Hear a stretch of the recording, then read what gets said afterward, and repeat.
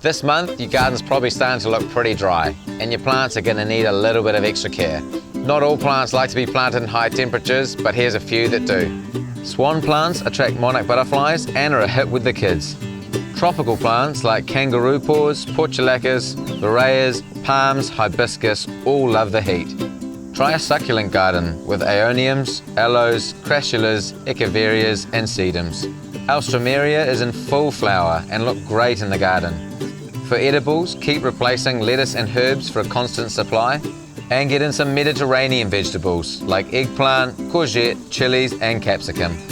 A lot of your edibles are going to be ready to eat, so enjoy pulling them straight out of the garden.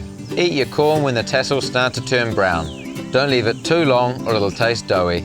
Dig up your early potato crops once they flower and store them in a cool, dark place.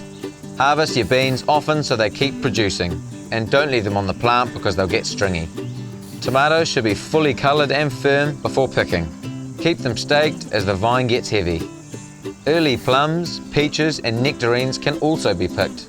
Garlic's ready to go once the tops have finished flowering. There's just a couple of key maintenance tasks this month. Only cut your lawn when it hasn't rained and let the clippings sit on top to act as mulch. Deadhead your roses for continued flowering and keep up your spraying. Remove some of the fruit from overcrowded branches so the branch doesn't break. Keep your berry fruit off the ground with stakes and support wires. Protect your veggie crops from white butterfly and insects, and a biggie, keep your garden watered well, but keep it to morning and night and watch for drought restrictions.